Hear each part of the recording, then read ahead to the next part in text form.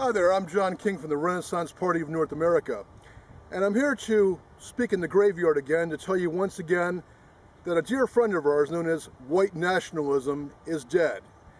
Yes, white nationalism, at present, for the most part, only exists in Siberia. And no, I'm not talking about that part of Russia that's very cold. Yeah, we have amren.com, American Renaissance, and countercurrents.com.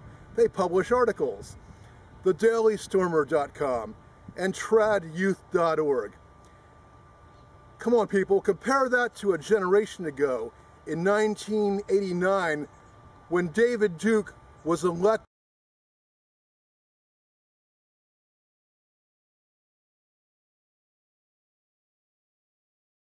And then let's talk about Glenn Miller's White Patriot Party.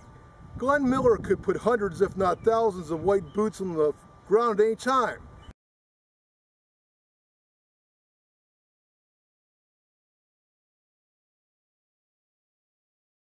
Now all we have is a bunch of lone nuts for the most part. Yeah, sometimes they get together at their clubhouse and give Nazi salutes, as you see here.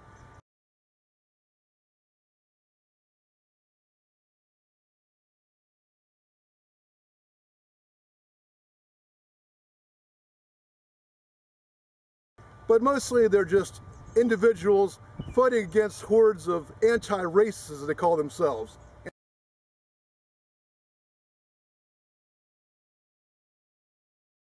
Now recently, a long-term white nationalist activist named John Nugent has come forward to honestly talk about the death of our longtime friend, white nationalism. So who is John Nugent? He is a long-time, serious white nationalist activist and blogger. He began his career at Georgetown University, where he was known for his comical protests. Later, he became a protege of David Duke, and in 1990, in Tennessee, he placed third, garnering 27% of the Republican vote in a three-way primary. He's also the former organizer for Dr. William Pierce's National Alliance for the Baltimore and Washington area. He's a former United States Marine Corpsman with 5 meritorious promotions. He's a writer for the Barnes Review, among other things. Now let's look at Mr. Nugent's video entitled, "Why White Nationalism is Dead." And we'll see if Mr. Nugent is correct in his assertion that white nationalism is dead, and why. This is why traditional white nationalism is dead as a doornail. It has simply not worked. After 35 years of sacrifice in this movement, I can say, as an expert for whom white nationalism has been my life, goal, and my passion, that white nationalism as we have known it is a dead end, and the election and re-election of both Bush and Obama prove that no outrage, no matter how crass, will wake whites up if the solution proposed is white nationalism. Certainly no white nationalist revolution is possible, because white nationalists will never support any champion except with words. Things are drastically unlike the early 1990s, pre-internet, when David Duke and I were running for political office and getting in donations and supporters. Today the disgust and rage are much, much higher than back then, and the decline of America is much more evident. In fact, to one and all. Even liberals see it, but activism is basically dead. I now read a famous statement of Aldous Huxley, author of A Brave New World, a futuristic dystopian novel in which people were blinded to their enslavement through consumption of the mind-altering drug soma. There will be in the coming generation or so a pharmacological method of making people love their servitude and producing dictatorship without tears, so to speak. Producing a kind of painless concentration camp for entire societies, so that people will in fact have their liberties taken away from them, but will rather enjoy it, because they will be distracted from any desire to rebel by propaganda of brainwashing, or brainwashing enhanced by pharmacological methods, and this seems to be the final revolution. Mr. Nugent continues in his blog, quote, Today, all this has come true. Willpower has been paralyzed in the majority of whites. The causes are chemtrails, HARP, cell phones, smart meters in our homes, wireless internet and smartphones, cell phone towers, both fluoride and estrogen in the drinking water, bisphenol A in the food packaging, and estrogen released by excessive body fat. A further drug in a way is porn, which releases just sexual hormones, but no oxytocin, which is the love, cuddling, affection hormone. It is ice-cold sex, not warm and fuzzy sex that makes you feel good and act nice for hours and even days afterward. I had a close co-worker over in France 2004 to 2005, and I could just tell when he and his wife had made love by how happy he acted at work that day. The implications of what Huxley wrote are far-reaching, and just add the pacifizing effect of the internet to all this. We sit and stare at our coming disaster, and so the prophetic words of Aldous Huxley have come true." End of quotes. And then we come to white character flaws, as exposed in Part 2 of Mr. Denugent's blog. White Americans are materialistic entertainment addicts.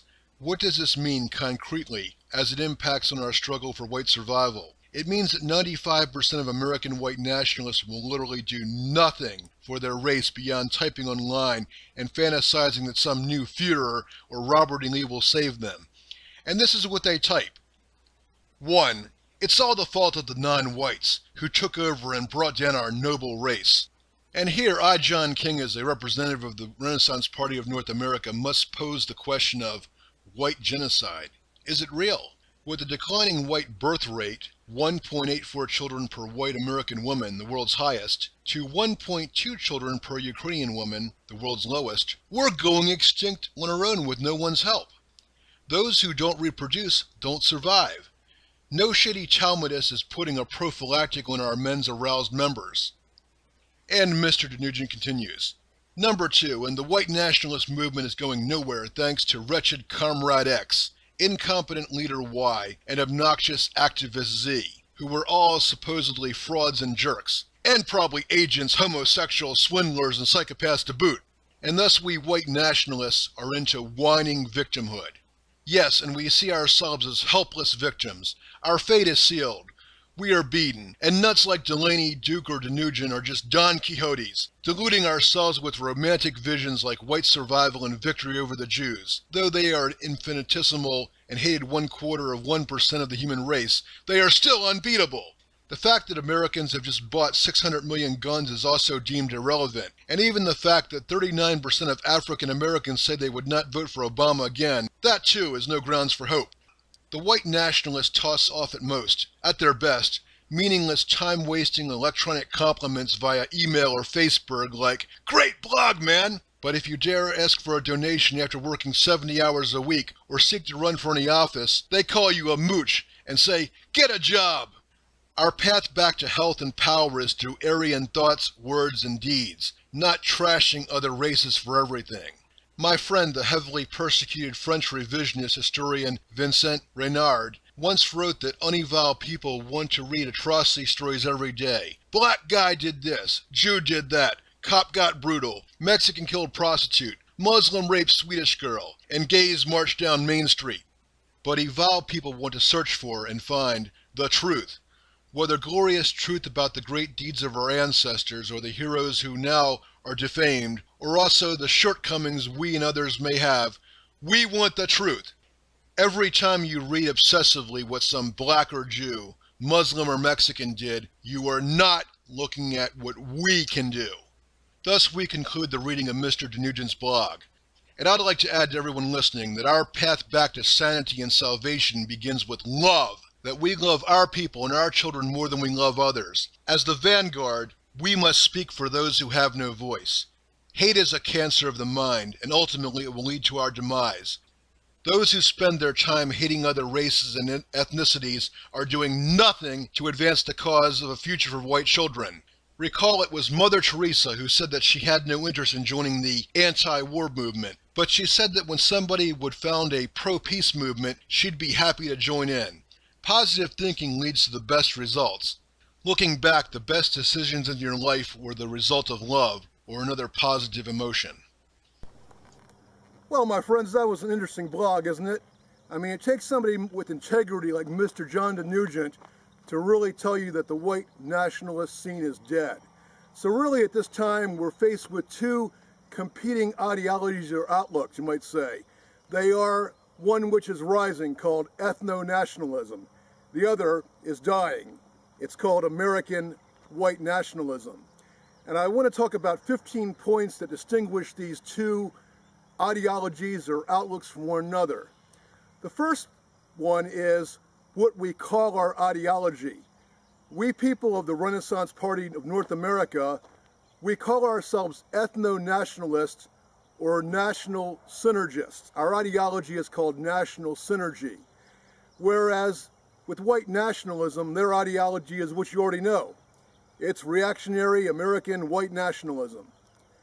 Number two, we national synergists or ethno-nationalists, and we use the terms interchangeably for the most part, seek ethno-racial alliances with ethno-nationalists of other ethnicities. Now, in the case of North America, there are four stakeholders in North America: whites, blacks, Indians, and Mexicans. And we seek relationships based on equality and mutual respect with ethno-nationalists representing these particular ethnicities.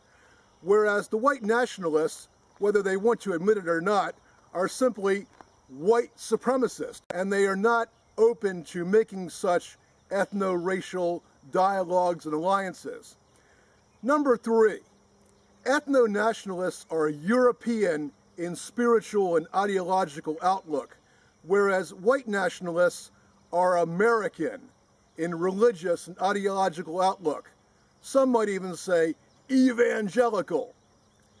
Number four, ethno-nationalists, that is, ethno-nationalists of all racial backgrounds, seek the creation of ethnostates as a result of the coming post-peak oil collapse. And as you know, in about 30 years, the world's energy stores, the world's gas tank, for lack of a better word, is going to be on empty. And we at the Renaissance Party of North America are only one of two parties in the entire world honestly talking about this coming facts. Whereas white nationalists stick to the old monologue of American exceptionalism. You've heard them. Come on, John, keep voting Republican and we can put the right guys back in office and save America. And roll back things to the 1950s with Leave It to Beaver and Bobby socks and poodle skirts. Yeah, pipe dream. Number five, ethno-nationalism tends from the left towards the Vesica Piscis while borrowing from the right, whereas white nationalism is predominantly old school right. And when I speak of the Vesica Piscis, I mean that when two circles overlap, there is an almond-shaped area of overlap in power. And this comes at point number six. Ethno-nationalism, or national synergism, recognizes the center as the natural place of power, whereas white nationalism recognizes redundant and reactionary conservatism. Number seven, let's talk about religion. Ethno-nationalism is predominantly non-denominational, heathen, pagan, however you might want to term it, but allowing for kinist input, whereas white nationalism is predominantly Bible Belt Christian with some kooky offshoots. And for us, those of us who aren't Christians, it's a closed shop. Point number eight, for ethno-nationalists, post-peak oil energy devolution is a fact, whereas for white nationalists, post-peak oil energy devolution is just a theory of many. Number nine, ethno-nationalism is deep ecology-oriented, whereas white nationalism is technocratic, industrial cornucopian-oriented. Number 10, ethno-nationalism recognizes the coming collapse and industrial devolution, whereas white nationalism recognizes business as usual, thus technological determinism. Number 11, national synergism knows that there will never be a mass white awakening. We, the vanguard, must lead with the stick and be thin with the carrots, while white nationalism, even today in their Siberian, in cyberspace that is, their postings on the internet hold to the pipe dream that a future white awakening is just beyond the road, and it's coming. I mean, this is the liberal insanity of we the people prevailing. Number 12, national synergism is forward-looking and progressive, whereas white nationalism is backward-looking and reactionary. Number 13, ethno-nationalists embrace the new ideology of national synergy, whereas white nationalism is intellectually stunted. It's nothing more than juvenile mimicry of a bastardized National Socialism. Number 14, we ethno-nationalists, adherents of national synergy, recognize RAHOA, that's racial holy war, as a likely globalist co-opted asset. We show political maturity, whereas white nationalism recognizes RAHOA as a heroic asset. And right now they're all preparing, buying their bullets and prepping and so forth for this coming race war. At best, this is a sophomoric political idealism. And final point is number 15. We ethno-nationalists reject the moniker of white genocide, except for perhaps South Africa. In no country of the world are whites reproducing at a replacement level. In the United States, white reproduction is at its best, yet every white American woman is only producing 1.84 children on the average. We are committing suicide on our own.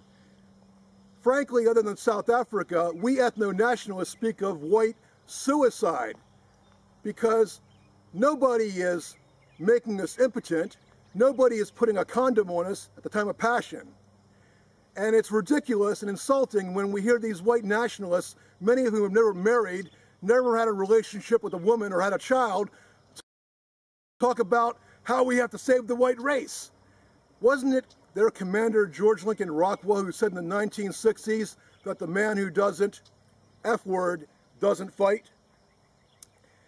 So that basically shows the 15 differences between American white nationalism and rising ethno-nationalism as promoted by the Renaissance Party of North America.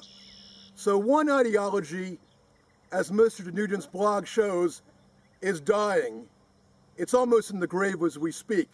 It's been reduced from boots to the feet in the 1980s to just a few websites these days. But the other ideology, ethno-nationalism, one of respect for other cultures, while desiring to protect our own pedigree and bloodline, is rising. And with that, my friends, I want to conclude this video. Thank you very much for your time and attention.